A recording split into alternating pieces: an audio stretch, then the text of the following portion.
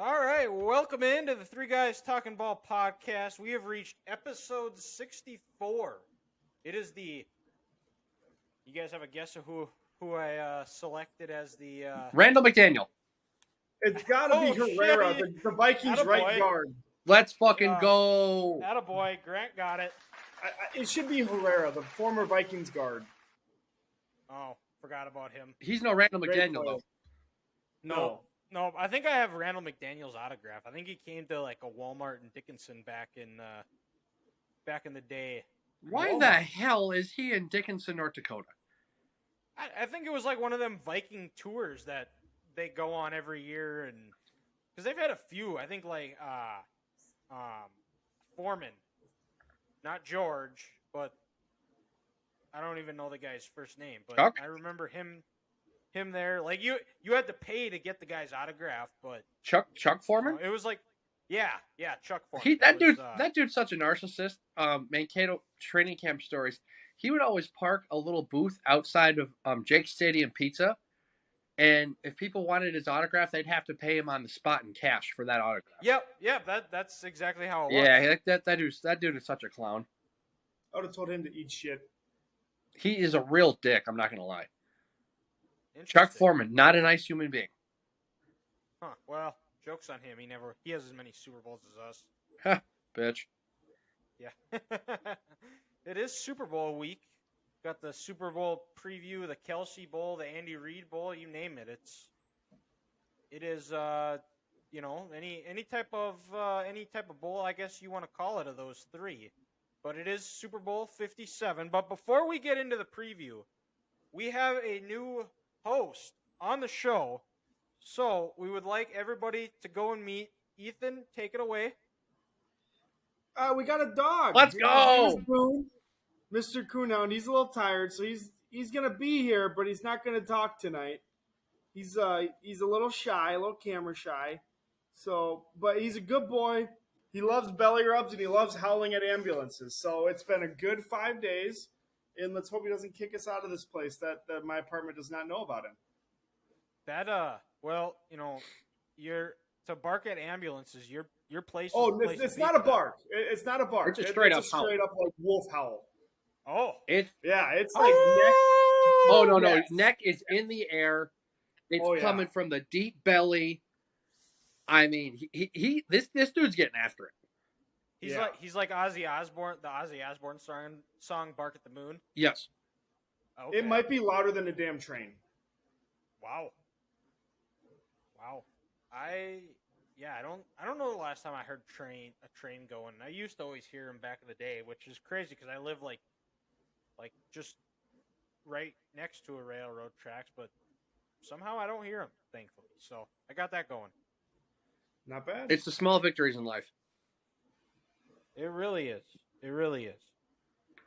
And with that, I suppose, do we want to? There's somewhat some would call a big game going on this weekend, boys. Is there a big game going on? Well, Iowa plays Minnesota in basketball on Sunday. Maybe. Oh, are you guys going? Maybe. Yeah, why maybe? Maybe. Well, they just canceled the game Tuesday for the Gophers because of COVID protocols. Plus, they That's have still a thing. I guess so. And What? We also have like 3 guys out injured, so we don't have enough scholarship players essentially to actually play. Well, that's not good. Oh, so we'll see. How about that? Yeah, we shall see if they play. If they play, Gophers will probably lose. Yeah, it's not going well for the. But it's definitely a bigger game than anything football related. Yeah, well, hey, did you guys see the new Brian Ferentz contract stipulation? The contract doesn't matter. Points a game. Still on the coaching staff, so it's a lost season. It doesn't matter. He's only making $885,000 though, so he's making less money. Shut up. Oh, there you go. Shut up.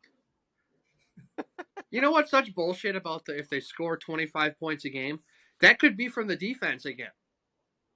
You're not wrong. Like, what the fuck? Oh, God. Dude, they're going to kick. That'd be glorious. They're going to kick 4 field goals and get to 12 points in the game this year, and then muster up 2 defensive touchdowns, get to 26, and then, according to his contract, all the team had to do was score 25 points. God, Phil Parker's getting so drunk tonight having to deal with this fucker again. It's unbelievable. I mean, yeah, he's going to take Only a at Iowa. $50,000 pay cut. But if we score 25 points, you get a bonus. So when your defense outscores your offense again, the offensive coach is getting a bonus. Yep. Well, I hate so Brian Ferentz's best friend is going to be Iowa's defense again. I hate sports. I hate college sports. I hate Brian Ferentz. He's got a shitty haircut. They play in the Big Ten West, the worst division in college football. I'm not even looking forward to it next year. I'm done. I'm done. Well, the good news is they don't play Michigan or I don't think they play Ohio State either. Motherfucker, did you see them try to play football this year against anyone else? They weren't good. Yeah, well, they have a competent quarterback this year, though, at least. But they still got the guy in charge of him. Yeah, okay. You still have a former offensive lineman coaching your quarterbacks. I mean, well, so here's some. If Cade McNamara is listening, got some good advice for him. Do the opposite of what Brian Ferentz tells you to do, and then you're going to be fine. That's fair. That's a good point. And they also said that they're looking to change the offense as well. Change it to what? They want to be more dynamic. I don't know. I don't know. I mean, maybe it was just coach speak going. It could have been just coach speak. Who knows? I don't. 4 tight ends, no wide receivers. Just fuck it. Yeah. Yeah. I don't know. Yeah. Just well, slam it up the middle. the good thing is that college football is not till August where we really have much to talk about. So we'll worry about Iowa Hawkeye in August. Let's talk about the final game of the year. Can you believe it already, guys? It's the final game of the year. Just started. What are you talking about? You are such a. Shut up! I'm gonna mute you or boot you from this because I think I can somehow, somewhere. I like the petty. Do I get knocked points like this is part of the interruption? No, around the horn. Yeah. Around the horn. That's Mute the one. you. Yes. Well, let's be honest. Dylan is no Tony Reale. No, God. No, I'm not Italian, so that. Well, and yeah, he's actually a good-looking dude. Well, that very true. Very true. I'm not saying you're am not successful, but he's successful. More than me. More than all of us. Yeah, combined. Yep. I can. Yep.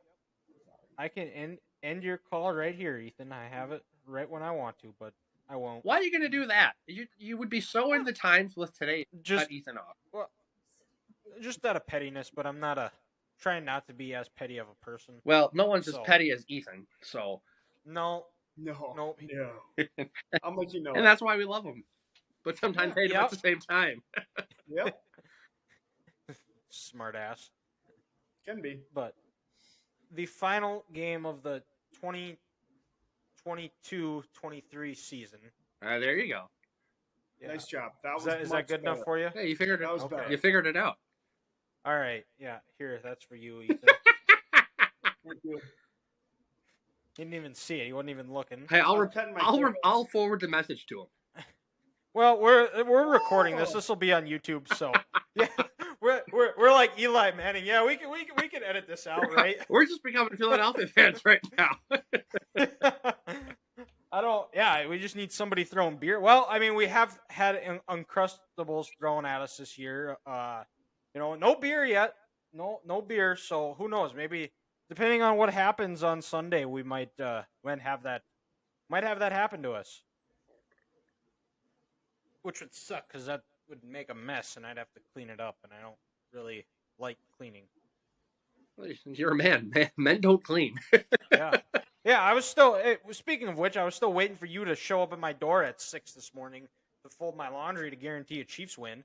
Oh, I drove about 5 minutes down the road and said, "No, I'm not doing this." No. Okay. No, sorry. That's fair. I've made that drive many a times. It sounded. So I know your pain. Sounded awful. Once you get from Jamestown to Bismarck is the worst stretch of it in North Dakota, and then from Fergus Falls to St. Cloud is kind of that same stretch of just terribleness. But then once you get past St. Cloud, you get to see more trees. It gets a little bit prettier. You're into civilization. You drive by the Monticello Country Club that has the most trees on any golf course in the history of the world. I hate that golf Correct. course. My dad and I have always said that when we go through it, one of these years we're gonna have to golf it. No, don't, it's just terrible. do not go. You will. Is it? You will hit 3 trees on one hole like me. Oh, yeah. It was just. Brandon hit 3 No, it wasn't even one hole. It was one shot. Sorry, yeah. I felt like I was at the arcade. It was like pinball machine. Or am I thinking of the one in Albany? Because that one's right off the interstate too, isn't it? There's tons of that. There's tons of trees up everywhere over there. You're probably thinking about But maybe that's a little bit close past that. Or is it Alexandria golf course? One of those. Because it's the one that you told me that Matt Damon comes back every year in golf. That'd be by Avon or Albany then. Yeah, I think it was the Albany course. Yeah. Because that one's right off the interstate. That's the one I'm thinking of. My dad and I always said that one of these years we're gonna golf. Just don't do Monticello. No. You'll break more trees than you probably will get scores. I should have known that round was going to be a disaster when I birdied the first hole. True. Striped it down the middle with an audience watching from the restaurant patio. Absolutely stripe it down the middle. Did they give you a golf clap? They give you actually an did. applause? Wow. They actually did, and then a nice little chip, and I putted it in. I should have known it was only going to get worse. Yeah, usually if you birdie that first hole, it's only downhill from there. Oh, boy. Oh. Here we go. Uh-oh, we got an ambulance. Oh, no, he gave up. Oh. Okay, damn, I was actually really excited. I was too. No, he's like, I'm too tired for this. Boone's not howling yet, so we got that going. He's pretty sleepy. The night is young. It's a long day of laying in bed doing nothing. It's very exhausting. People are surprised.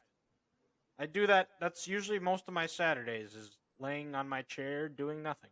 He was laying on me, and now Hannah stole him, and he's sleeping on a pillow. So now I'm upset. I don't know if I'm more upset that Boone left or Hannah's in Ethan's spot.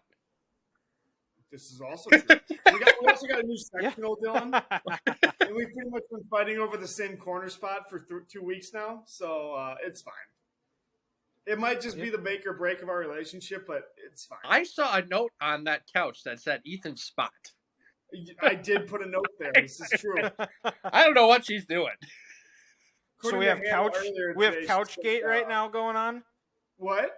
We have Couchgate going on right now. She just said the note she wasn't in the room when I put the note on, so it obviously doesn't count then, I guess. Well, that is true. She's not lying, but it's still Ethan's spot. It's still Ethan's spot. Oh, Boone's been even stealing it now too. A couple nights ago I went to the bathroom. Oh boy. Come back, he's right in my spot. I was just like, we're gonna have the Royal Rumble at your apartment for that spot on the couch. The Drake and Josh episode when Drake's girlfriend at the time thought she could beat Drake up, so Megan gets a whole group of friends together to watch it. She charges them. Yeah, is that what we're gonna get? That we could stream that on on our YouTube page. Sounds perfect. I'm going Facebook Live. Or both. There's a way you could do both. Live. Why not do all of it? Get as many viewers all of it at one time. Grant and I'll be the broadcast of it. It'll essentially I'll wear a GoPro and tie that to my phone, and then we'll broadcast from like an actual fighter's view. Oh, there you go. Now we're thinking. Yeah. Yep. We're getting places. I like it. So, suppose we want to get into the Super Bowl preview here. Sure. Let's give her hell. All right. Super Bowl preview. Eagles versus Chiefs. First Super Bowl matchup of these two playing in the game. Both Chiefs got 2 Super Bowls. The Eagles have 1. Game's at 4:30 Mountain Time on Fox. The Eagles are 1.5 favorites right now, so that could change. But we're gonna go. We each have 3 keys for both teams, offense and defense. We're gonna give our prediction. We're gonna do some props, 3 of our favorite props. And then we're going to go start 'em, sit 'em, Super Bowl party foods. So, we'll start on the Eagles' offensive side of the ball. Stick with what got you there. Run the ball. Be effective. It might be ugly early. It might be tough sledding right away, but I think the Eagles need to stick with it. Another thing is get A.J. Brown involved early as well. They got him involved early in the NFC Championship game. It made the brought out guys for the Niners to cover him. But back to running the ball. That's the key to their entire offense. If they're able to run the ball, if Jalen Hurts is able to run the ball, that opens up play action where they are best at. And my final point is don't let it become a drop back pass game.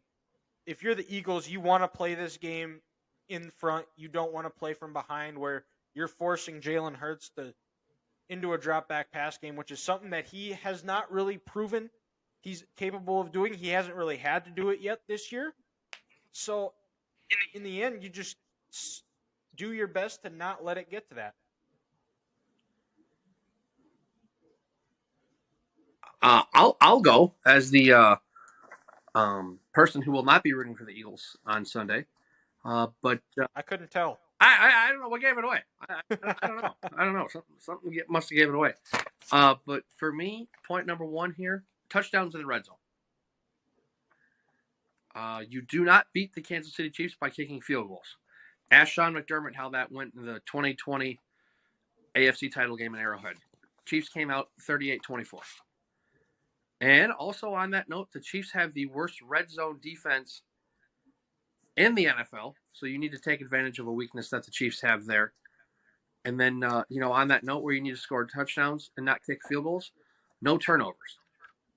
Don't give the Chiefs extra possessions and free possessions on a sudden change, because that's when Andy might dial up a shot and he's going to take advantage. And if you give this offense, score 29 points a game, over 400 yards a game in the NFL, extra possessions, that will come back to bite you in the ass and you will lose.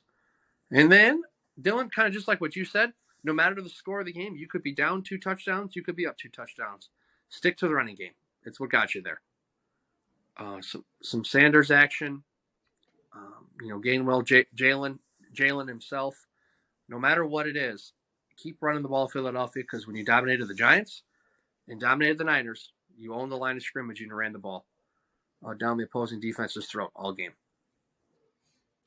I'm going right with you guys with the run game, but one, Kenneth Gainwell needs touches. I swear every game I watch, I've only probably watched like 3 or 4 of them this year, but every time he gets the ball, he makes a play.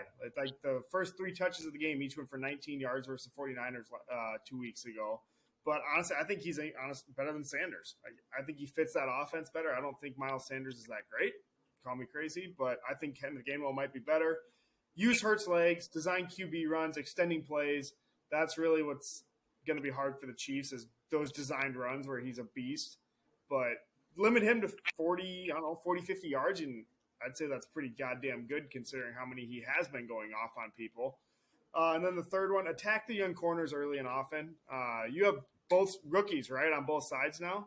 Yeah, L'Jarius as the nickel. Yeah. And then rookies on the outside.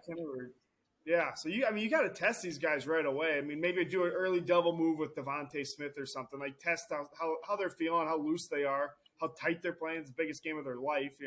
Like just get out there and just see what they got. If they hold up, great, get back to the run game. But if not, just keep pounding it down the field.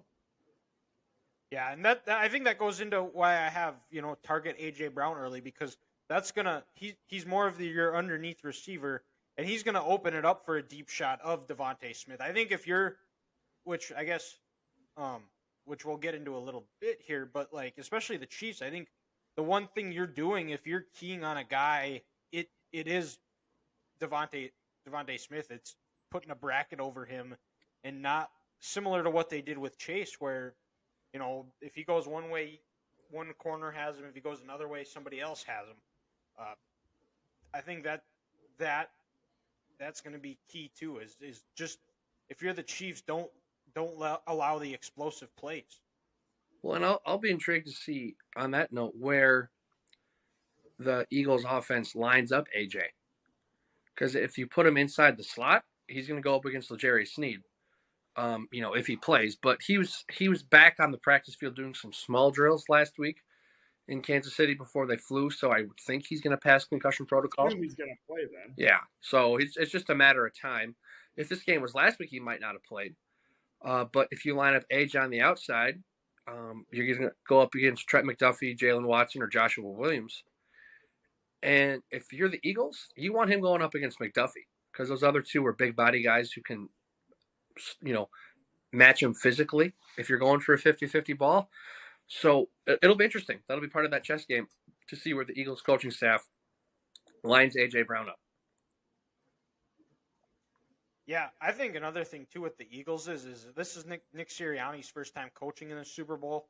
You've seen it before with first time coaches where they almost put too much into it. They almost over prepare. Sean McVay talked about it when they played the Patriots when they made it in 2018 about how 2 weeks to prepare. That it could be a good thing, it can be a bad thing, and that one it wasn't a good thing because he sat in his desk late hours of the night preparing and overthinking it, and it showed where they didn't even score a touchdown in that game. Mm-hmm.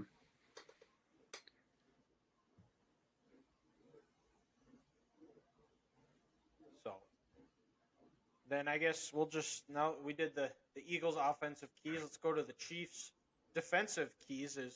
It's priority number one. Shut down the run. Make Philly one-dimensional. Like I said for the key for the Eagles offense, don't let it become a drop-back pass game.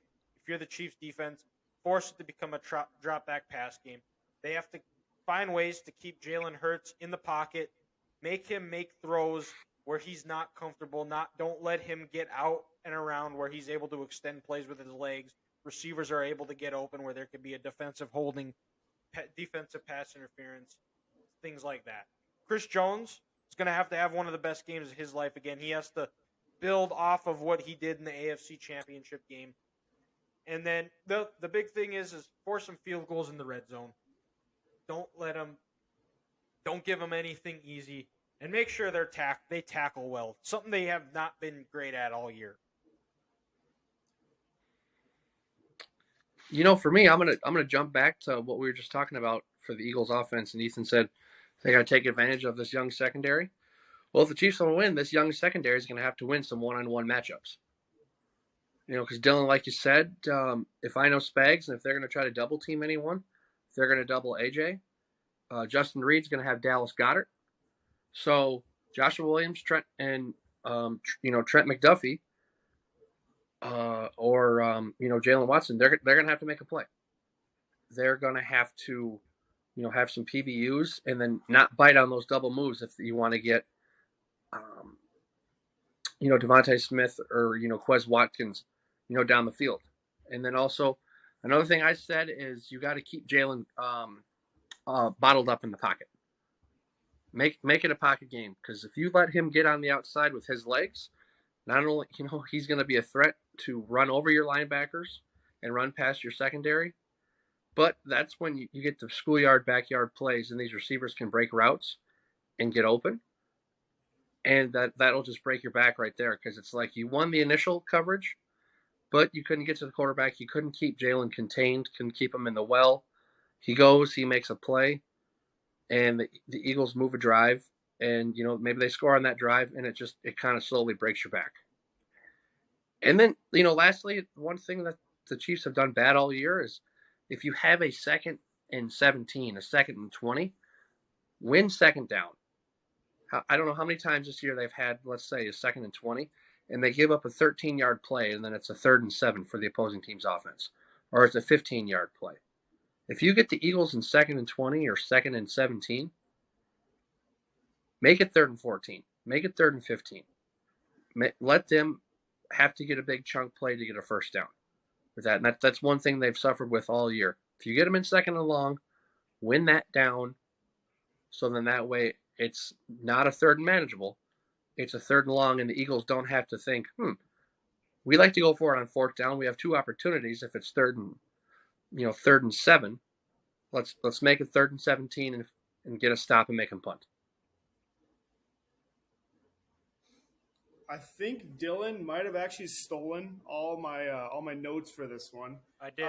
For me, it starts with the Chris Jones, the pass rush for the Chiefs. They got to get after him, make him uncomfortable, make him second guess these throws, maybe throw one too high, thinking there's pressure there when there's really not. Safety gets a pick, something along those lines. Leads right back into the containing him in the pocket, like we've all three said now. You cannot let Hurts get out of the pocket, run, scramble, extend these plays. Don't let the edge guys get deeper than him in the pocket. That we saw that how many times with the Vikings in that damn game where Patrick Jones was way the frick ahead, and then Daniel Jones would just run out in the playoff game every single time. And then Grant, literally word for word, make him one dimensional. Or just Dylan might have said that too, but shut the running game down. Make this guy a pocket passer. He never excelled at that even at Alabama. So like your chances are going to skyrocket if they can shut this run game down, shut Hurts's run game down, because that's really the main part of their actual run game. And another thing, I kind of want to just add this as another one. I think the Chiefs, they led the NFL this year in defensive linemen blocking passes. George Karlaftis had 6. Chris Jones has done that in his career. Carlos Dunlap. If you can't get home, it's going to be hard to get home against this Eagles offensive line. Let's not kid ourselves here. But if you can't get home, get your hands up. And then, like Ethan said, maybe get a tip pass. And when that ball is tipped over the middle, good things will happen. And, that's another way to slow drives down. 3rd and 7, if they want to do, a shallow cross or a slant to try to go for it on 4th down, get your big paw up, knock that ball down, make it 4th and 7, then they got a punt. Yep. Yeah. I think the chess match between the two coordinators are going to be any of this game is the chess match going on, the game within the game. That's always something to pay attention to. And this game is different for so many other reasons. Most watched game in the world. The halftime is long. I think I remember last year guys talked about how they would shower right when they get into the locker room and basically put on new gear because they're just sitting in their own sweat the whole time for like a half hour, because most halftimes in the NFL are only 12 minutes. So you're doubling the time, and where you're actually going to be able to make halftime adjustments, which you're not able to in the game because the halftime is so short. Like Peyton Manning said on the Manning cast, is that's the most overrated thing that he's ever heard is the halftime adjustments. It's you go to the bathroom, you have some oranges, and by that time you go out onto the field again. Mm-hmm.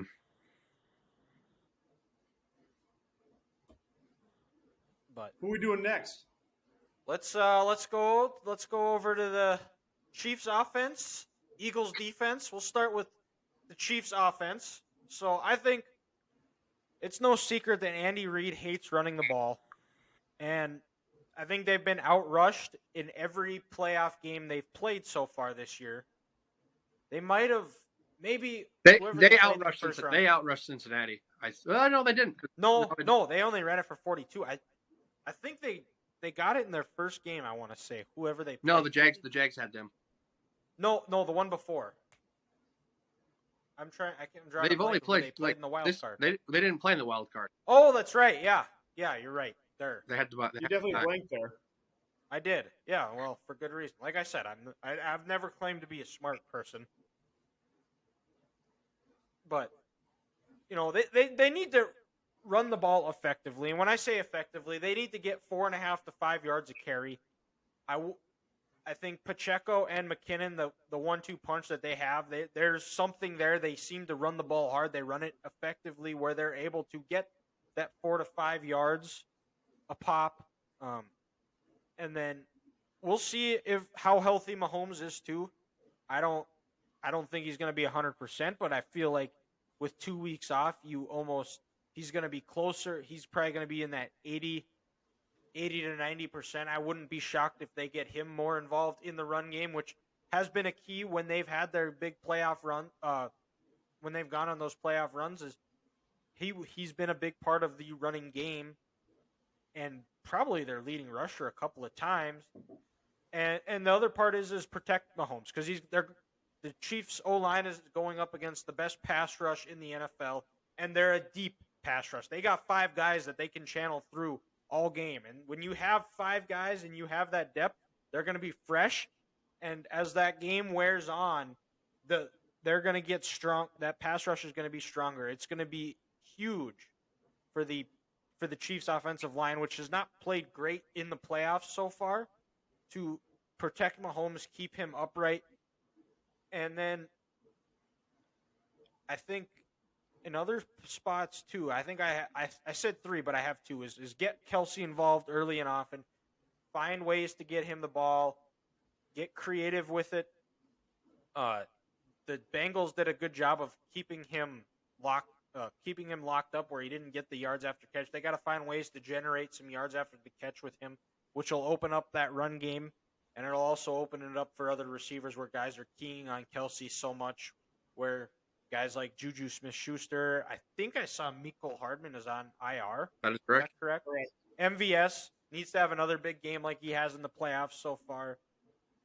Yeah. And then the other part too is I think if you're the Chiefs, you almost want to treat it like a Canadian football. Like you want to be getting that first down on first and second down because it'll be tough on those short yardage situations, and it's situations where the Chiefs have struggled in is they are not good in those short yardage situations. So I would expect them to be very aggressive on first and second down to try to avoid those third down situations.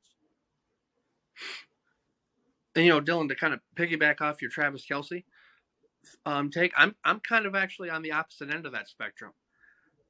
I want Andy and Bieniemy and Matt Nagy and this staff get other receivers going early and often.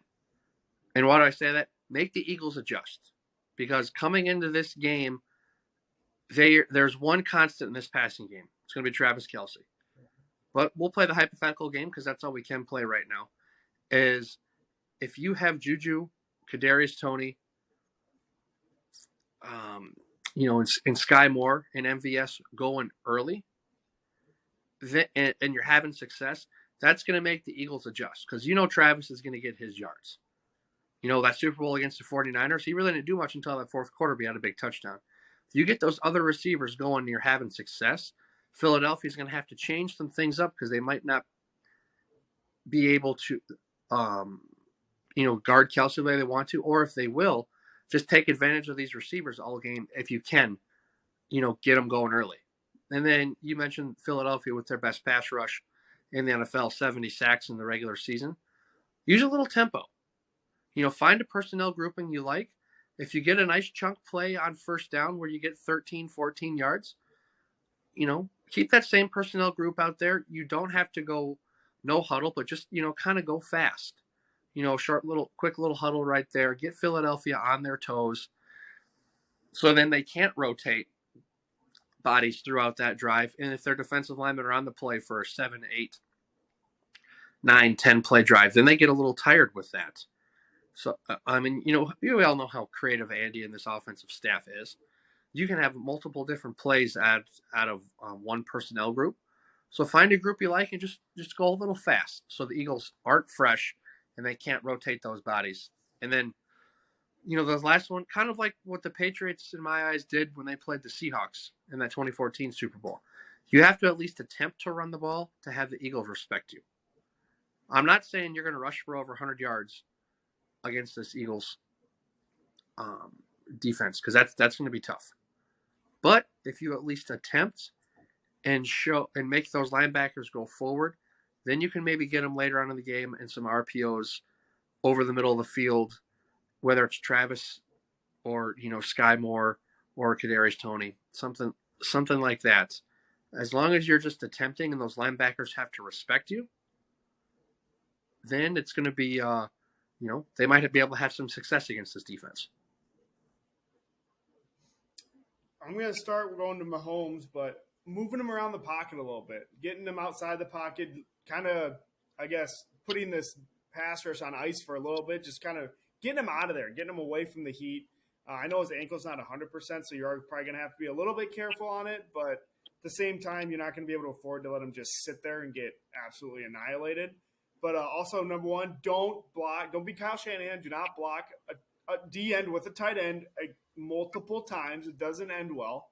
Well, the good thing is Travis Kelce is is allergic to blocking. Yes. So that won't be something that I will expect him. Every once in a while, they'll try to throw in a Noah Gray, but he's not blocking that one guy by himself. No.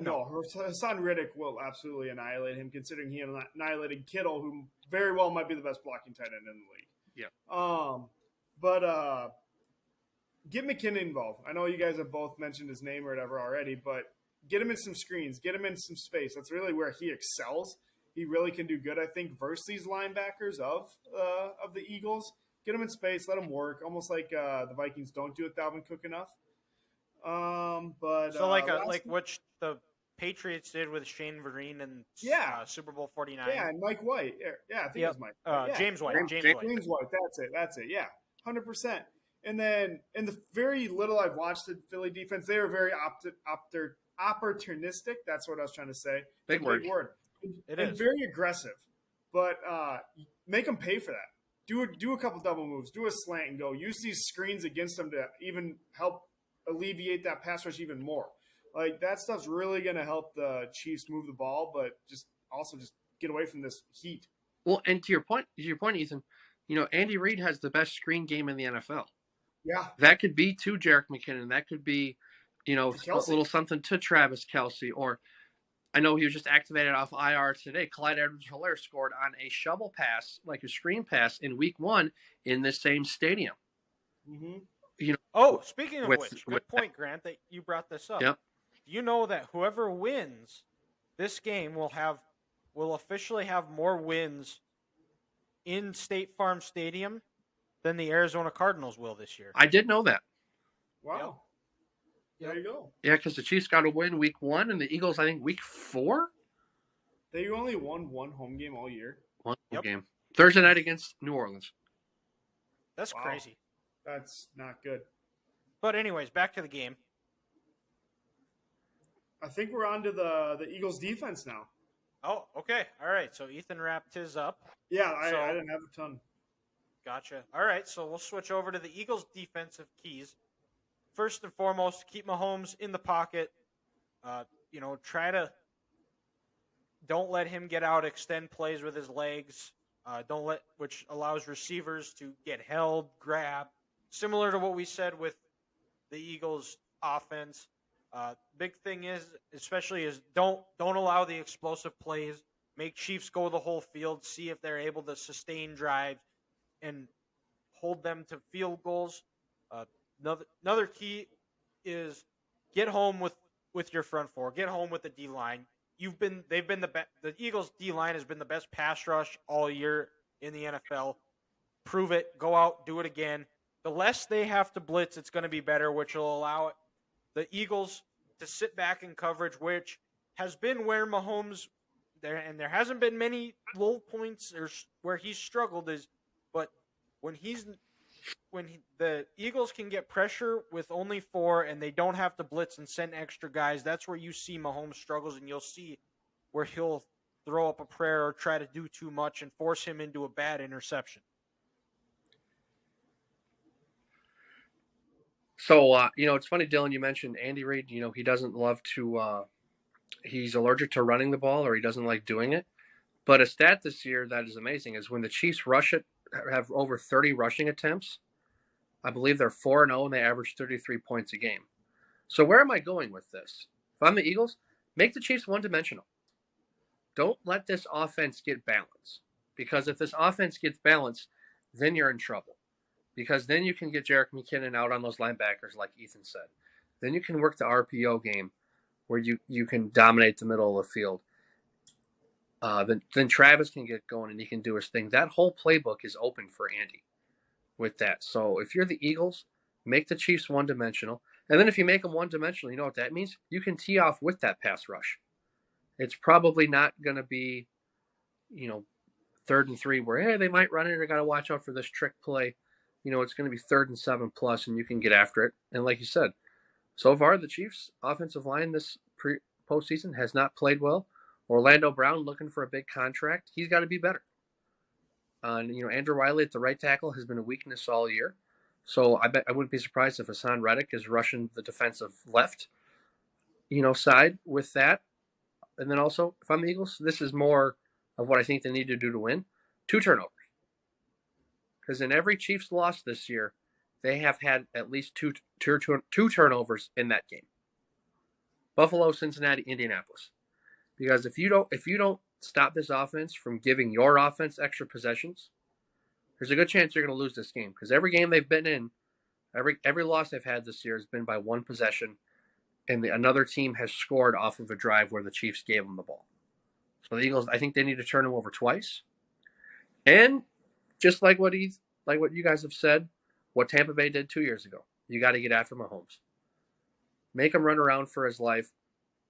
Make him be Houdini on every single play. Make him be Superman. Don't let him get comfortable. Because how good was he last week in the pocket when he was comfortable, when he had time against Cincinnati? I mean, he tore him up. He just lit him on fire. So if you can get home, again, 70 sacks in the regular season, make his life a living hell where he's got to worry about where he's getting hit from next, then you got a good chance to win. Again, I know I'm going last year, but you guys keep stealing my stuff. But literally the same thing Dylan said, keep Mahomes in the pocket. I mean, the same thing goes with Hurts, but he extends plays, he gets those penalties, and it's like every other possession, it seems like he got one. Heck, there was the freaking possession versus the Bengals. There was like three flags on them, I think, in one possession or something like that. They kept moving the ball down the field, like just from him extending plays. But I'm going right back with Grant, forced 2 turnovers. Like, taking possessions away from Mahomes is important, but also scoring off them. Like, taking them away is great, but if you don't score off of them, you're really just wasting your own time. You're taking more time away from yourself to score, essentially.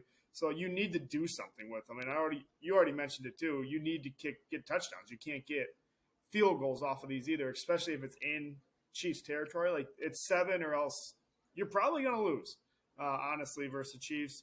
And the last one, just don't be too aggressive. Mahomes is the best quarterback in the league. If these corners are too aggressive, he will make them pay, and they will give up these big chunk plays, explosive plays, I guess is the word. But if they bite on too many of these double moves or just these slants or something, MVS, I guess, he's gonna hit some deep balls again. And so far this postseason, guys, MVS has looked like the MVP because if without him last Sunday, they don't win. And he was big in that Jacksonville game, also. And Ethan, I'm glad you piggybacked on my turnover point because, this Chiefs defense towards the end of this regular season has been playing well, except when they got to go on the field on a sudden change. When their offense turns it over, they're almost out of sync, and you can almost guarantee the opposing team is going to score a touchdown on that drive. So, if the Eagles want to give their offense a benefit to win, they got to turn the Chiefs offense over. Yeah, well, and the last time they played back in 2021, I think the Eagles limited the Chiefs to like 8 possessions in the game. They 8, because the last one was a kneel down. They scored on 6 of the 7 essentially of drives where they were actually playing. And the one time they didn't was a Mahomes interception. So they didn't force a punt the entire game. Obviously, it was when Nick Sirianni was new. He was still figuring things out. Same with Jalen Hurts, but that's also something just thrown out there. But, also that Eagles team last year didn't have Hassan Reddick and didn't have Gardner Johnson in the secondary. But I know what you're saying. A lot of the same pieces, from last year's team who did not stop the Chiefs once last year. So, yeah. So I suppose you guys got anything else? No. No. We doing predictions next. Yeah. We're getting to predictions. All right. So since I've gone first for everything. I'll let you guys decide which one's starting and which one. Since you guys have stolen everything of mine, I'm just gonna go first. I'm just gonna be selfish. Okay. But I have Chiefs 29, Eagles 20. I got a late touchdown and a 2-point conversion from Andy Reid late in the game, probably about 3.5, 4 minutes left. Go up 9. Take that risk when you're already going to go up 7 no matter what with the touchdown. So, boom. All right. And it's funny. Great minds must think alike. Because I'm with Ethan here. On the score of the Chiefs, I'm going to say Chiefs 29, Eagles 23. Okay. With that, I think it's just kind of a magical year. I'm gonna be a homer here, and pick the Chiefs. But I think this Super Bowl reminds me of when they played the 49ers. The 49ers have the better roster. They have the more complete roster, but the Chiefs have the better coach and the better quarterback. And that's going to prevail on Sunday. Yeah, well, I guess that makes it. I'm up. So, Just who before is you the say most? your prediction, just know if you say the Eagles, you're dead to us. Like, it's over. Like, we don't care. Well, let me go. Truth be told, I'm not a fan of really either team, and realistically, I don't know. Eagles is obvious because I'm a Cowboys fan, and they're a despicable, awful franchise. Just Fans. there's nothing, no redeeming qualities about them. They can barely read. These are facts. They can't read. They're not smart. I have yet to know a intelligent Eagles fan. And if you find one, let me know because a blind squirrel finds a nut every once in a while. They're few and far between. Chiefs, I know I'm around way too many Chiefs fans. They're just all around my life. Grant's a Chiefs fan. My boss is a Chiefs fan. Head coach of where I coach football at. Diehard Chiefs fan. They're everywhere, and I have to hear Mahomes this, Mahomes that, Mahomes this, Mahomes that. He's not Tom Brady. Okay, so just stop. Don't compare him to it. I know, Grant, you're not one that compares him, but I'm around other people that do. And say he's the greatest thing ever. When Tom Brady whooped his ass in the Super Bowl, it was a great day where I was able to walk in with my chest held high. Hey, it wasn't Tom Brady. It was that defense. Well, Tom Brady was Super Bowl MVP. Which was erroneous. It should have been Devin White. And you know what? That reminds me of that Super Bowl. People, after the third touchdown, Tyron was talking shit to Brady, and Brady was giving it back. And people like, oh, the game was over when that happened. You don't talk shit to Brady. The game was over at that point. They were getting their ass kicked. Tom was up. Tom had nothing to do about that. That was Devin White and those dogs on that Tampa Bay defense that day. So, yeah, I'm not going to lie. The Chiefs got their ass kicked that day. But don't bring up Tom Brady. Let's talk about that Tampa Bay defense. It was Tom Brady. We'll wish him a happy retirement. I'm not going to say Patrick Mahomes is Tom Brady, or will he ever be? I have no idea. But he is the only other quarterback to go to the Super Bowl 3 times in his first 6 seasons. So there is some similarity there. Just throwing that out. I don't even know if Patrick Mahomes is better than Dak Prescott. Pat Mahomes has never won a road playoff game, and Dak Prescott has never lost a Super Bowl. We're not going to get into specifics about it, but that's my story. I am sticking to it. I am the anti-Pat. I told my boss I am the CEO of anti-Pat Mahomes propaganda. So there it is. But this game, Eagles are 1.5 favorites, and I've gone back and forth with this. And for me, who's the quarterback for the Eagles? Jalen Hurts. Jalen Hurts. Okay. And who is the quarterback for the Chiefs? I think Tom Brady Jr. I think it's Patrick Mahomes, if I listen to you correctly. Gotcha. Okay. So I think in these type of games, you always got to go with the best quarterback. And Jalen Hurts is playing really well right now. He's had a great playoffs. Mahomes been coming in a little gimpy. But in the end, I'm going with Pat Mahomes and the Chiefs. He gets his second Super Bowl. That is quite the hat. That's a Negro League baseball hat if I've ever seen one. Yeah, Kansas City Monarchs. So I got the Chiefs 32-26. All right, so the Eagles are going to win. We all picked the Chiefs. Yep. Well, did you see that guy that tweeted out at his next 8 Super Bowls, and he's on track, and this year it's the Eagles to win? Yeah, I did see that. So hopefully we get that turned around here. Hey, but that's just called stupid luck. Remember that guy who had the first 10 or 9 games for the Jets right this year? He was looking good, and then the Vikings broke that streak. So hopefully the Chiefs can change that on Sunday.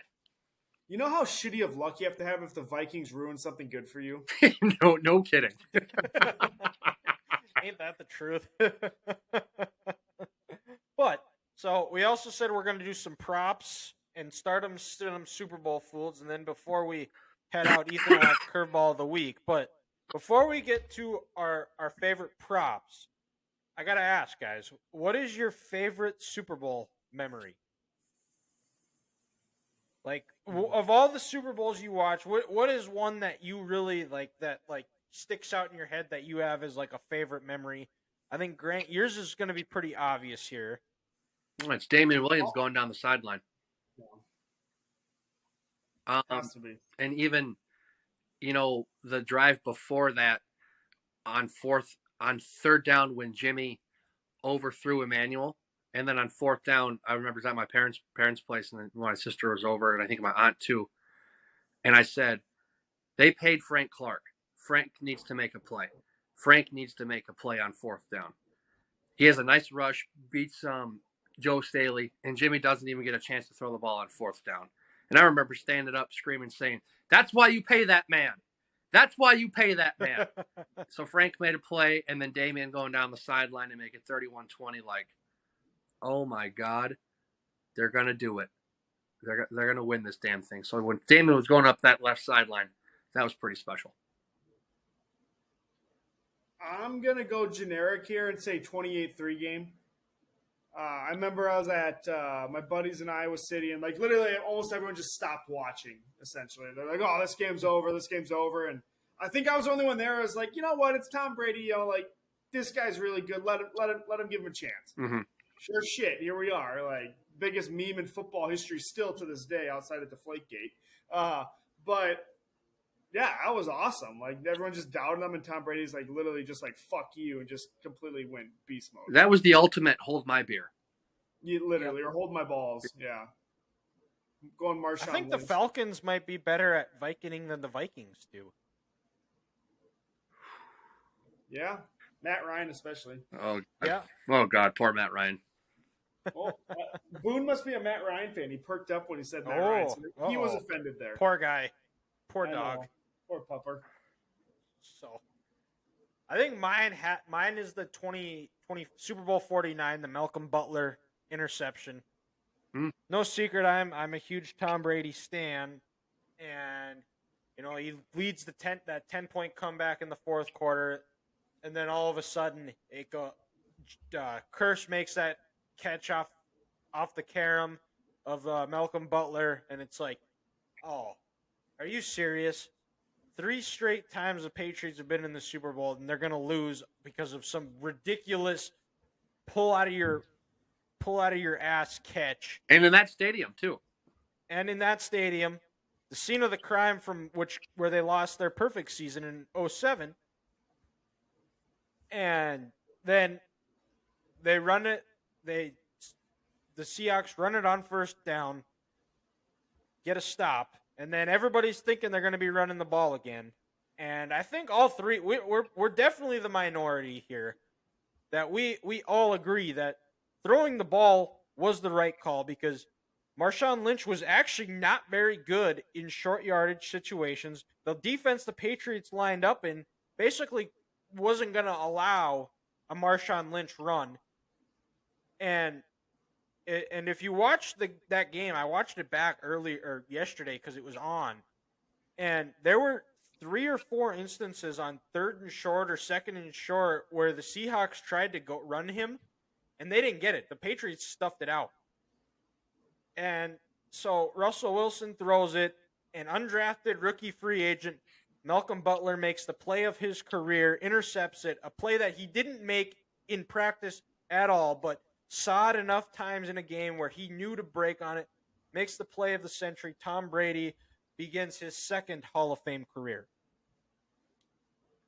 I'll say, just remember this one, but the Plexico Burress, before he shot himself in the leg and went to jail, touchdown versus the undefeated Patriots, and the David Tyree helmet catch that, for whatever reason, people still say wasn't a catch. I don't understand that, but who says that?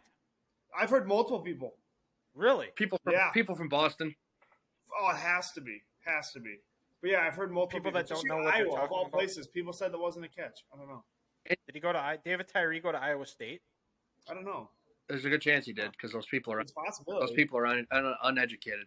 But They're not the smartest. but a non-Chiefs memory for me, guys, I would probably the Santonio Holmes touchdown against Arizona. He didn't get his feet in. There's no way he got those feet in. No way. But that was just an unbelievable effort and probably one of the best Super Bowls I've ever seen. And Larry should have went down at the 1. Larry scored a little too early. James Harrison with the 99-yard And then, interception. yeah, return. James Harrison. That game was just dookie. Didn't Sean Alexander win one with the Seahawks once? They lost. No, they lost to the Steelers. They That's lost to the right, Steelers that's in right. Detroit. Jerome Bettis' last game. Detroit. Detroit hosting the Super Bowl. What an idiotic decision. Yeah, that's never They gonna happen. They hosted the World Cup too Good Lord. at the Superdome or Silverdome. Silverdome. Excuse me. What a play! I bet you that place looked electric back when Barry Sanders was playing. That place looked loud. Well, because everybody was on crack when they were watching the games. Oh, hell yeah, they were. Why? Because There they was were no from rules Detroit. back Yeah, then. Rock City, baby. Yeah, like Ethan said, there were no rules. But David Tyree went to Syracuse, for those that were wondering, did not go to Iowa State. So, yeah, who knows? Who cares? It makes even more sense. Northeast guy plays for the Patriots. They're just pissed. Probably, yeah. That could be. So, you guys ready for Played some against the props? Patriots. Yeah. Let's do it. All right. So, I suppose we'll just go. I'll start. National anthem. You son of a bitch. Time. Well, we can. You guys are too, like, just. I stayed away from that one. That one because I've nailed it the last, 5 times. Since I've been sports betting, I've gotten it every time. The over at 205. I think it's Chris Stapleton singing it. You know, those guys, they like that spotlight. They want to kind of cherish it and relish it because there's a good chance they're never going to be singing a national anthem again. I like it, the over to hit at 205. That's a long song. It is, but Chris Stapleton, he's got a hell of a voice on him. But boy, can he sing slow? Yeah. Well, and most of them, they really make you sweat it out, where it's they go really fast, and then about halfway through, and where the bomb's bursting in air, that's when it really slows down, and they really, really dig deep into their chest to kind of let out those long. I don't even know what probably should have paid more attention. Yeah, your to music play-by-play last- sucks here, but you're trying. It's fine. But where they really pronunciate things out as it gets closer to the end to make sure that they're finishing it right as the flyover comes across. Oh, that makes sense. So, All right, Ethan, you're up. I want to hear you. All right. I have, for my first one, a fan runs onto the field. With how much shit people protest nowadays, True. there's almost no way someone will not make it on the field in some way or another, whether it's on the sidelines causing a havoc or actually getting on the field during a timeout or something. It's going to happen. I think it will. And what better stage to protest something than the Super Bowl when, 100 million people are going to be watching? Yeah. Don't eat red meat. They're probably, it's going to be some stupid shit like that. Yeah, that girl at Target Center this past year. Yeah. What a crazy son of a bitch. the Wolves needed her more often, I contend. Yeah, she was great. I mean, she was the only reason. They won every time she protested. I know. That is true. I know. True statement. Yeah, that's mine. But yes, to piggyback on Dylan, because apparently we have the same notes. The Chris Stapleton national anthem, I also took the over. With that, and I mean, I'm not gonna lie, guys, this might be the best national anthem in the Super Bowl we've heard in our lifetimes. I am excited for this because boy, does Chris Stapleton have a voice, and it is gonna be good. Grant's getting hard just thinking about this. I really am. I wish I It's was a little drinking weird. some Tennessee whiskey while I was talking about it. Oh, that doesn't sound terrible. Why'd you play a crow? Because we're talking about Grant's boner. What's wrong? Crows get you hard? What's wrong? What's wrong? What's wrong? Whoa! Well, Ethan said he was Grant was getting too hard talking about Chris Stapleton. And just, I don't know. But I guess back to me. I am mature. You know, You know what I'm saying. Ethan said we're too vanilla. How is this one for non-vanilla, Ethan? This one is plus 165, yes. And this one is, I have yes on Andy Reid mentioning a cheeseburger during his post-game interview. Oh, if they win 100%. Cheeseburgers in paradise, baby. Yep. There's also one, too, that he's going to wear a Tommy Bahama shirt on the sidelines for the game. Oh, that's good. That would be good. That would be awesome. That is a good one. I did go basic on my second one, and I said Devontae Smith will score the second touchdown. Oh, second. Okay. Ooh. Second. Not the first, the second. I like that. All right. Well, speaking of Philadelphia Eagles wide receiver scoring a touchdown, kind of like Ethan, I went a little basic here, and it's nothing much. It's just plus 105. But AJ Brown touchdown at any time of the game. Okay. I think that big body receiver is going to get in the end zone at least once. Gotcha. Makes sense. Sorry, it was AJ Brown plus 125. 125. Gotcha. 125. All right. And to piggyback off that, too, is on the other side, I have first Kansas City touchdown going to one Travis Kelce at plus 300. I think, like I said, I think he's going to be a big part of the game. And it always seems like he is someone who gets that first touchdown of the game. I think he's gotten it in both playoff games against the Jags and against the Bengals. I think that trend continues. I think Travis Kelce gets the first Kansas City touchdown in 2 Super Bowls. Okay. My last one. 2 Super Bowl appearances. I was going to say. They didn't score the last time they were in the Super Bowl. My last one. Grant's just like stunned there. He's just Yeah, they didn't score a touchdown. They kicked 3 field goals. What can I say? It's a true statement. Facts are facts. Never happened to Dak Prescott. He's never been there. He never will. Don't change the subject. We're not talking about. I love how Dylan is moving the goalpost here, and no one said anything. But as soon as Ethan does it, Dylan gets all defensive. Probably because he's a Cowboys fan and his feelings hurt. Yeah. No, like I said, I'm just the CEO of anti-Chiefs propaganda. Do you ever remember watching the Cowboys win a playoff game? Like, remember vividly. This past year, on my birthday.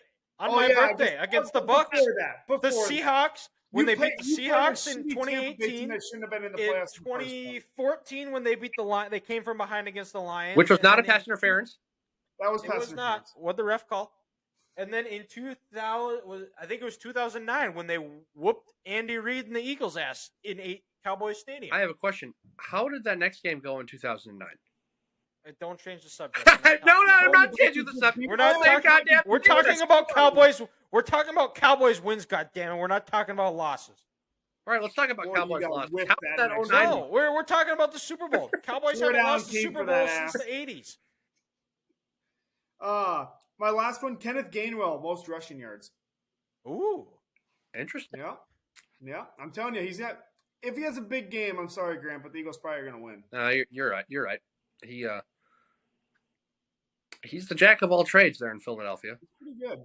All right, so go ahead. Sorry, Grant. I was going to say. Forgot you had one left. Speaking of young running backs, I have Isaiah Pacheco at over 69.5 yards. Minus 110. I'm going to go with that. I think Isaiah gets 70 yards in this game total. Or at least above the 69.5. Okay. So there's some other good ones too here. Is Gator, the obvious one. What color liquid will be poured on the winning coach? I was right last year, baby. Blue Gatorade. I'll say yellow. Yellow? Yeah, that's what I was going to go to. I'm going to say orange. Oh, okay. I'm going to go orange. Because I feel like when the Chiefs won it in 19, I feel like it was orange. It definitely was orange. Because it's not going to be red, because red is the worst of all Gatorade flavors. Red Gatorade sucks. It does. I don't know what the worst is. Cherry Glacier. That shit sucks. I'd take Glacier Cherry over Fruit Punch. That's sad. Actually, you know what? I'm kind of with Ethan here. Huh. You might as well go to the fucking store and get some cherry NyQuil. I don't drink either one.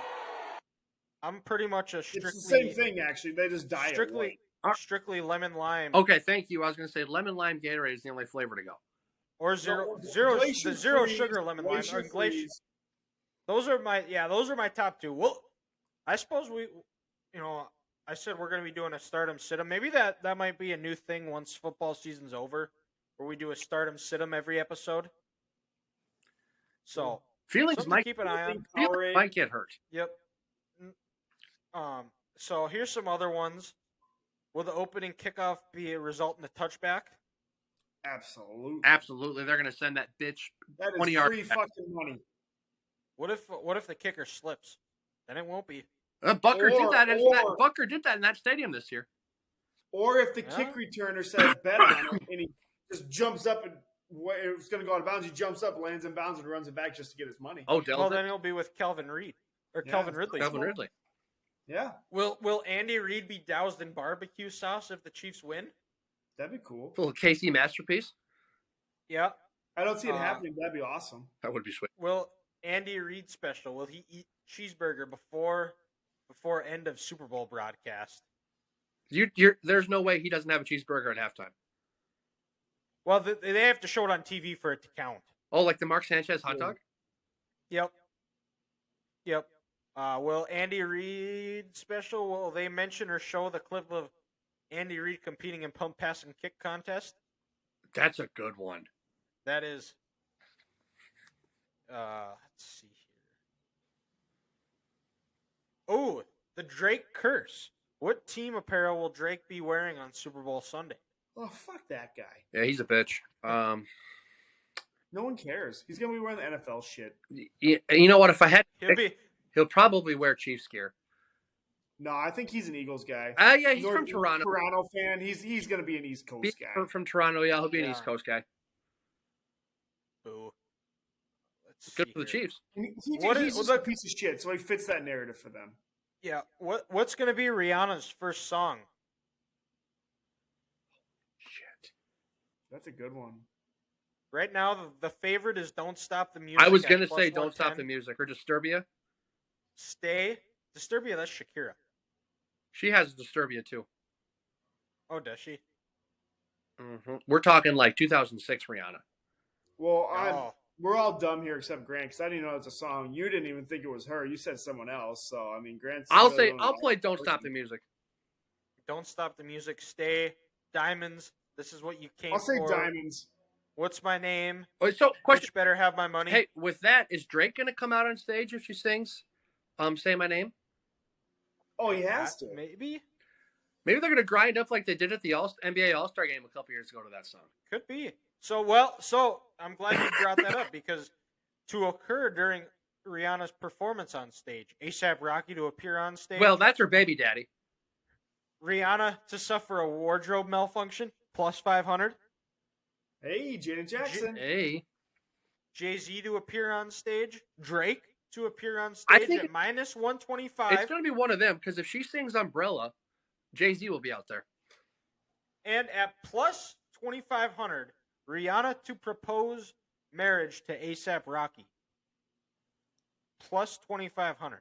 Oh, I'd feel so bad if I was A$AP Rocky. Talk about getting emasculated on national TV. But man, I think if you put $5 down on that, man, oh, it's a good. How over under on Jackson Mahomes' TikTok is set at 1.5. I hate that. Over under if he's even going to be in the damn stadium. Yeah, I'd kick him out of the stadium. How many times will Kelsey brothers facing off against each other be mentioned during the broadcast? 1,000. Over under 1.5. Oh, over. Yeah. Over is -320, so that's not a very good bet. I just hope Donna Kelsey does the coin toss. How many times will Roger Goodell be showing? Over under 1.5. I bet you over. How many times will the chains be used for a measurement? Will an index card be used? Is that going to be on there? Is Gene coming out of retirement? Gene! That'd be sick. I'd be so pumped for him. Jersey number of first touchdown scorer over 11.5. Well, it's not 6 because Ethan had Devontae. Yeah. So that's Yeah, those are all the interesting ones so far. But let's Let's get talk to food. Stardom Situm Food. Super Bowl foods. So Ethan, did you start the props? I did. So Grant gets to start food. Grant will start Stardom Situm Super Bowl foods. All right, boys.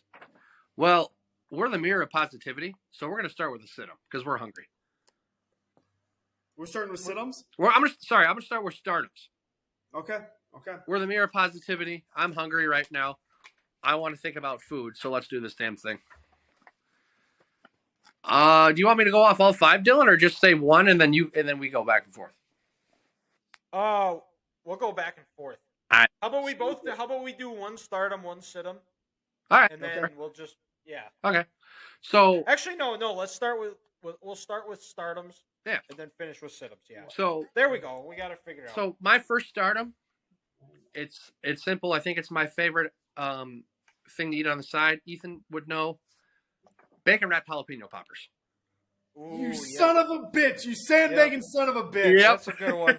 That's a good one. God damn it! Yep.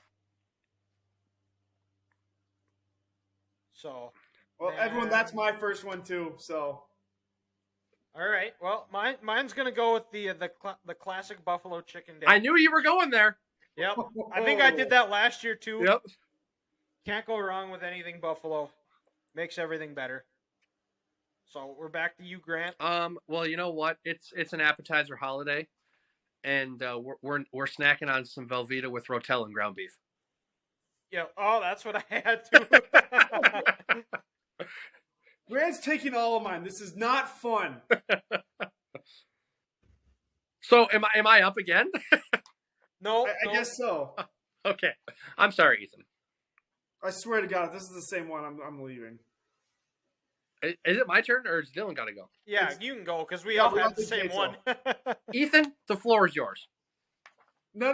We're keeping this in line. No, you're going. All right. I know what you're gonna say, but well, Ethan, just imagine it's a Friday night. We're at Sunshine Factory. We get an order of mozzarella sticks, baby. Actually, I did go with that. Oh, good. Oh, I was scared there for a second. Fried pickles. That's later on my list. Big frickle guy. Big frickle guy. Just the best. Actually, I had that on my list, but I knew one of you two clowns was going to have it, so I erased it and added something else on for later. Wow. So, all right. Well, I'm gonna go with the buffalo wings.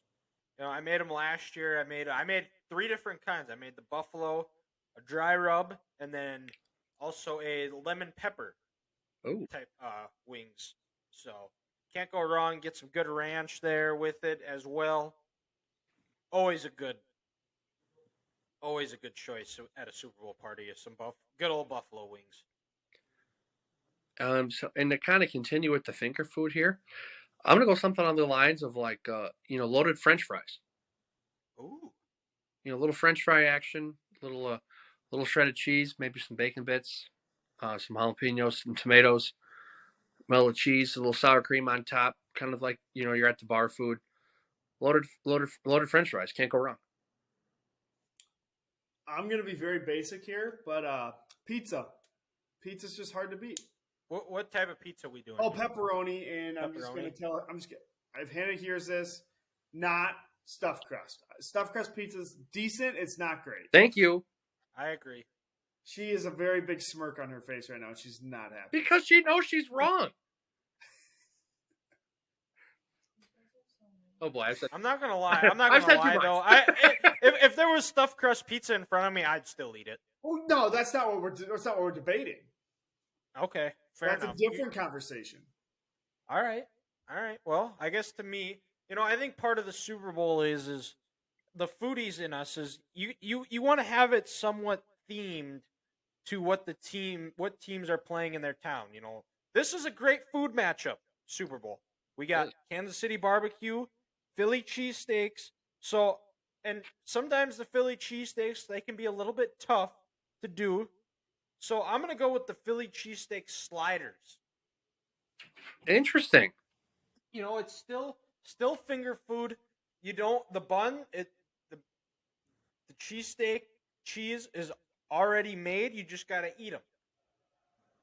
The less work. You don't have to put it in a sandwich. You don't got to pour the cheese whiz over it, type of thing. Everything's all made. You just got to pick it off and go with a nice Hawaiian roll. I like it. And then, this is my last one just because it's so good. But shout out to you, Dylan, and my buddy Derek at work who just made a nice display about this today. Buffalo chicken dip. Yep. It needs to be said twice. I agree. It's that good. No one said any type of. Well, okay. Time out. Sorry to interrupt, Ethan. So I'm when you're with the buffalo chicken dip, too bad. You'll get over it. What are you doing? Tortilla chips? Are you doing crackers? What are you dipping? Using what with the buffalo chicken dip are you dipping it in? I'm the Lay's party size, big bag of chips like the restaurant style ones. Oh, the Lay. Oh, so you're doing. I mean, potato chips. Tostitos. Excuse me. Tostito. Okay. Tostitos gotcha. party size restaurant chips. All right. So none of us have mentioned any dessert. Well, obviously we need dessert because we're fat and we like food. But brownies. Ooh. Yeah, I think brownies might be my favorite dessert out there. They're pretty hard to beat. Yeah. I'll go with chocolate chip cookies, but I'm not gonna turn down a brownie ever.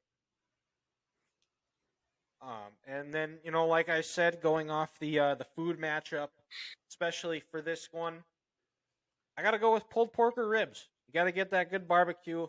I think I'm actually gonna smoke some ribs for the game. And I made them a couple of years ago. It turned out good. This time I made them in the crock pot last time. This time I'm gonna make them. I'm gonna smoke them.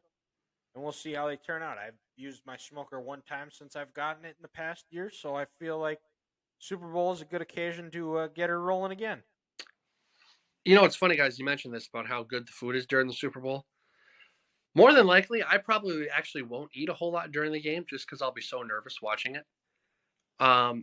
Against the Niners, I don't think I left my chair once to get food. I may have gotten some food at halftime. I know that Bucs game, I was nervous to start the game, and then just the way that game went, I was too upset to eat. So for the last two Chiefs Super Bowls, I really didn't eat anything because I was nervous.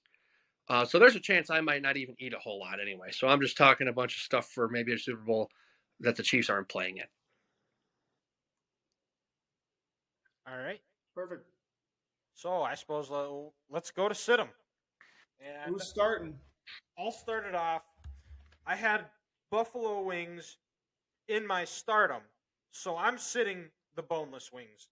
Super Bowl, you got to do it right. Boneless wings are okay every now and again, but for Super Bowl, you bring out the big guns. You're eating the bone-in traditional wings. Get the boneless shit out of here. So I'm absolutely just gonna shit all over you guys, but buffalo chicken dip, I just don't like it. I think it's trash. You guys can have your own opinions, but boo me, shoot me all you want, crucify me, I don't care. I'm right.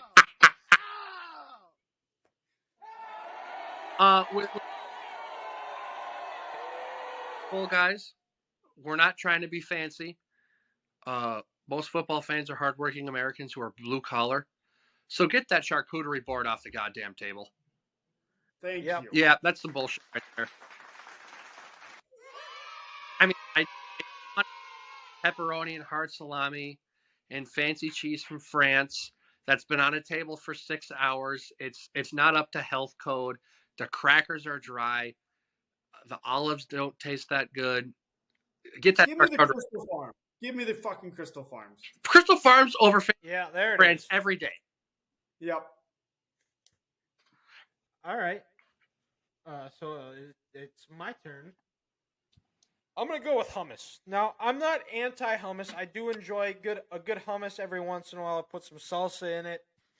Dip it in your carrots. But Super Bowl, that's a cheat day. You don't need the healthy shit. You sit them. Get it out of here. An occasional veggie tray, to help with some digestion. But the hummus, too fancy. Too fancy. You got to keep things simple. Oh, we just lost Grant. Sorry, hit the wrong button. Oh, he's back. He's back.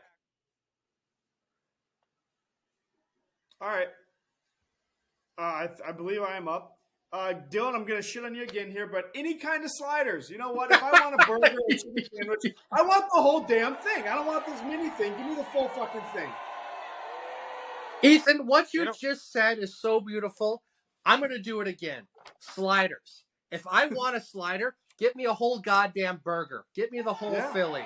Yeah. I don't want any of this appetizer nonsense. No. I want the whole experience. Quit being cheap and just make me a goddamn burger. Well, when you eat 4 of them, though, it's basically the same thing. No, it's not. It's not. No, it's not. Yes, it is. No, it's yes, not. it is. Shut up. Wrong. It absolutely is. Wrong. Stop. No, you're not. Move on. No, you're wrong. Move on. This is over. All right. Price is right. All right. No. Yes. Wrong. Wrong. I'm gonna. The next one I'm sitting is salad. It is not a day of health. I think the only acceptable type of healthy shit that you can have is like a fruit pizza or a veggie tray or a veggie pizza. My mom makes an incredible veggie pizza for these types of occasions. But a salad, I'm sitting that. Get that out of here. Nobody wants a salad on the Super Bowl. If you are, you're probably a nerd. Well, Dylan, I'm gonna agree. I'm gonna disagree with you here again. Get that veggie tray bullshit out of here. We're not having fruits or vegetables on Super Bowl Sunday. We're hardworking men in America. We're gonna eat junk food. I don't want to have your cauliflower, your carrots, your broccoli, all that other nonsense. Get that out of the way. I can have the veggie tray 364 days out of the year, but not Super Bowl Sunday. If you want to drink the whole canister of ranch, I'm fine with that. Just don't be dipping any carrots in that ranch. No veggie trays allowed. All right. Little weenies / pigs in a blanket. One of the most overrated foods in the entire world. If I wanted to eat a penis, I'd be gay.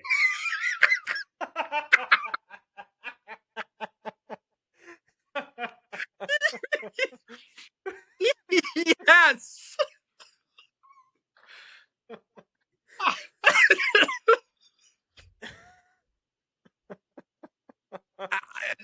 Ethan, that was fantastic. And I don't know where else to go, but I'm going to attempt to follow that up. I'm a Dylan. Like I said, he shit on it once. I'm going to shit on it again. Boneless wings. Get that shit out of here. Or chicken nuggets on the Super Bowl. I want to chow on that bone. I want to have, 30 sets of bones on my plate in front of me. And I might want to be a little backed up the next morning because I had too much chicken wings. But don't get that boneless nonsense out of here. I agree. I would agree. So my fourth sit-em is deviled eggs. Nobody needs to be eating deviled eggs. I don't mind them every once in a while, but that's for Thanksgiving and Christmas. New Year's. Deviled egg. Yep, New Year's. Deviled eggs. Sorry, you're sitting. You're done. You're out. Can't handle you. I'm just gonna say any type of wing. Grant, I know we made them for the actual. You can boo me. Come on, let it go louder. Come on, keep it going. But I know we made them for the actual college football playoff. That is not as important as the Super Bowl, and so I would not make them for the Super Bowl. Judge me all you want, but that's how I look. Well, you're being judged. That was better that night than the wings. The wings were great. They were good, but they were good. Steak was better. Yep. Yes, it was. Lastly, for me, any sort of like cheese ball dip or something like that. You got the big round of cheese with, the bacon bits, and I don't know if they put onions or peppers on there. I don't know what it is. It looks gross, kind of like that charcuterie board. It's been on the table for 6 hours. It's dry. It's stale. It's really warm. It's probably a bunch of nasty fingers all over it. Get that cheese ball out of here. All right, so now we're on to number 5. And this one, I think, Grant, you're definitely going to be on board with me. My 5th sit-em is wine. Yep. This isn't Thanksgiving. This isn't Christmas. This isn't your typical family gathering. This is an American sport played by Americans, hardworking Americans watch it. They wait all year for this game. If you're sitting down and you're drinking something, you're drinking a nice cold beer or a mixed drink, but wine, get it the hell out of here. It does not belong anywhere near a Super Bowl party. Because if you're drinking wine, you also have a charcuterie board, and I already can't. And a cheese ball. And a cheese ball. Just get the fuck out of here with that nonsense. I can't do it. I'm not a wine guy. If I wanted nasty feet juice, I'd just get some Welch's grape juice, but I don't want This might actually be the one time I would agree with Dylan about wine, or Grant for that matter. But my last one kind of ties well, into and Ethan, wine. I think you and I'm not a wino like you are, but I don't mind an occasional glass of wine. Like when we went to the Morgan Wallen concert before when we ate, we had a glass of wine. You did? Dylan did. Yeah. Oh, he did. It looked. I just did it to piss you off, and it worked. Looked like garbage. You repressed it so much that you don't even remember it. Looked like garbage. It doesn't Like fucking remember it. Garbage. But Dylan also, or Grant has also mentioned this, and it is the devil itself, charcuterie boards. None of us are fancy enough for that shit. Like, no, it's so stupid. Like, let's go spend $60 on cheese to eat with some shitty ass fake meat that you don't know where it fucking came from. Like, piss off, and it's all nice and splattered on a wood pallet thing. It's like, no, get the hell out. All right. This isn't Instagram Super Bowl Sunday. No, Super Bowl. No, this isn't girls' night. This is the opposite. This is not girls' night. And you know what they also drink at girls' night? Wine. Wine. So, Grant, what's your fifth sit-em? Or have you? Have you said your? I think I've said all 5 of mine, but I kind of okay on that. Trying to, like I said, the biggest one I agree with Ethan is probably the sliders. I want the whole goddamn sandwich. Boneless wings don't belong. And call me crazy. We just talked about this. Something about having a steak at the Super Bowl doesn't fit well with me. I want finger foods. It's a very stuff you can stab at. Yeah. Yeah, exactly. Appetizer type meal. I don't want to have to sit down with a big plate in front of me with a fork and a knife and try to take down this big steak. So just again, you can have it 364 days of the year, but steak on the Super Bowl, can't do it.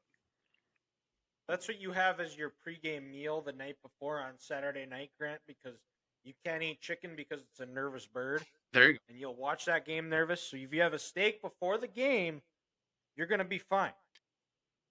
I like it. So, all right. Well, that's our Super Bowl talk. We've got one more thing to discuss. So we're going to kick it over to Ethan for Curveball of the Week. All right, so we've all kind of seems like been doing pretty well on our fitness recently.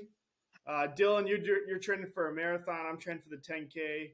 Grant, false. That like I said last week, that was put on hold.